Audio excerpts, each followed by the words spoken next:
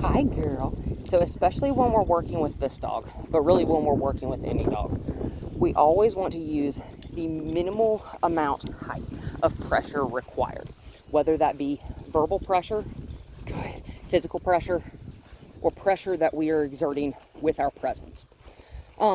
And again, that's that energy thing that I keep talking about, that pressure with our energy, right? Because if I get real excited like this and I start running around, I'm pressuring her with my energy, right? I didn't ask her to. Good girl.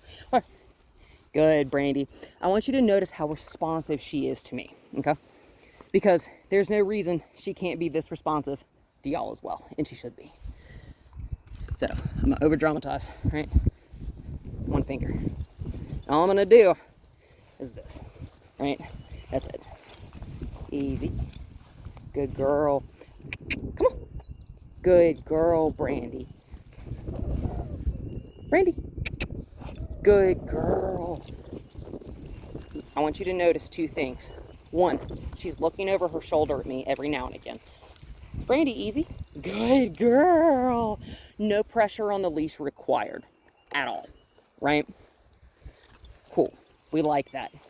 We like when a dog will respond to verbal cues and the leash is not even necessary at that point. Easy. Brandy. Good girl.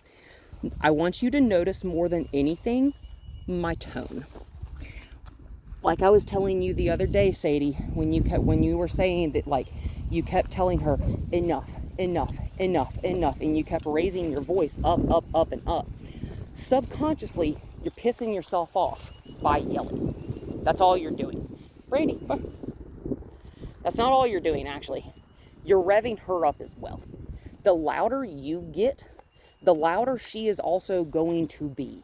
Because she started yelling, now you're yelling, now we're both just having fun screaming. However, this dog is incredibly sensitive to, she's very intuitive. She's just very sensitive to how you feel. Good girl. It is always important whenever you are working with any dog ever, and we're just going to sit down for a minute because it is kind of warm out here. And I did let her go to the creek and kind of check it out. Hi, you don't really like the water though, do you? So we're just going to hang out in the shade. But whenever we're working with any dog, don't eat the grass, you pig. Stop. Come here. Let me love you. There you go. That's nice. There you go. That's nice. So, whenever we're working with any dog, we have to think about how we, as the person, as the teacher, as the parent, we have to think about how we are feeling, how we are expressing ourselves.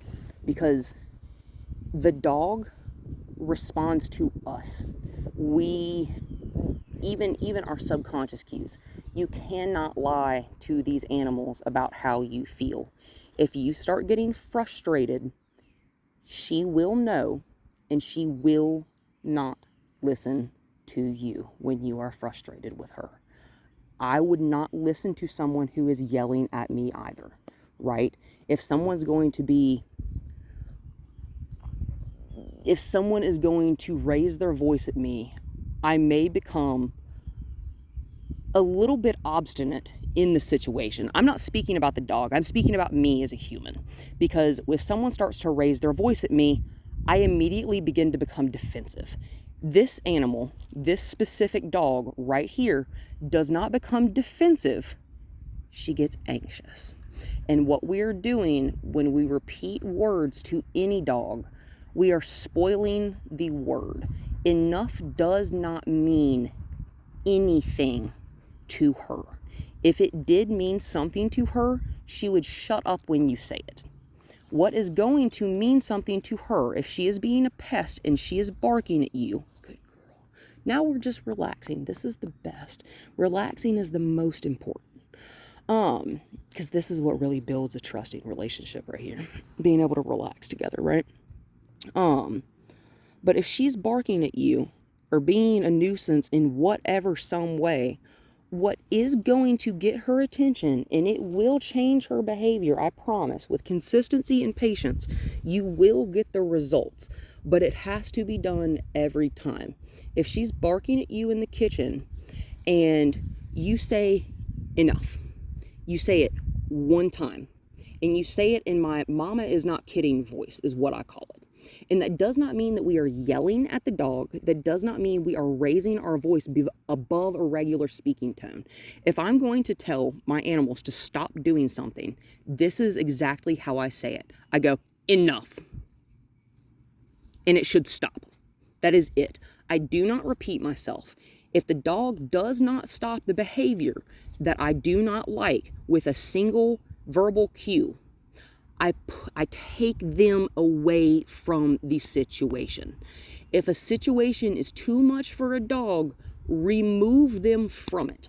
Like the other night when she jumped in Kelly's chair after she barked at him to get up and he went to let her out. She jumped in his chair.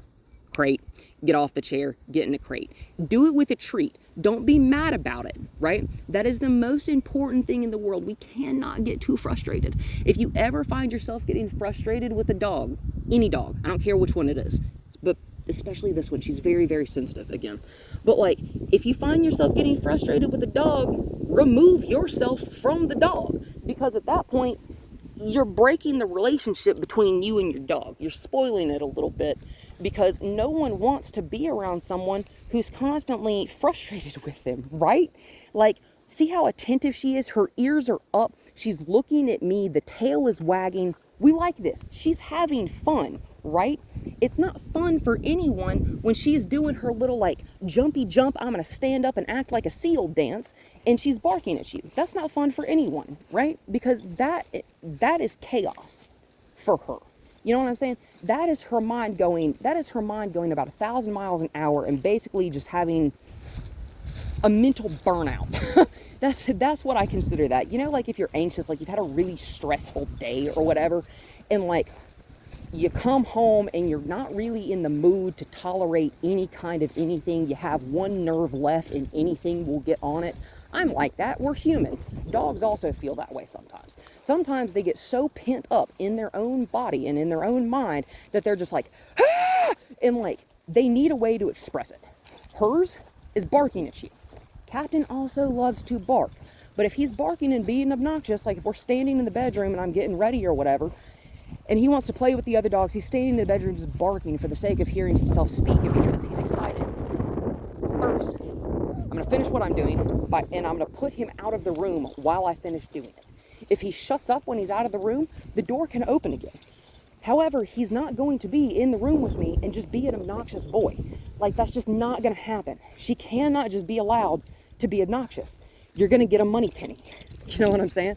You're going to get the exact same type of behaviors again. These things have to be practiced at home.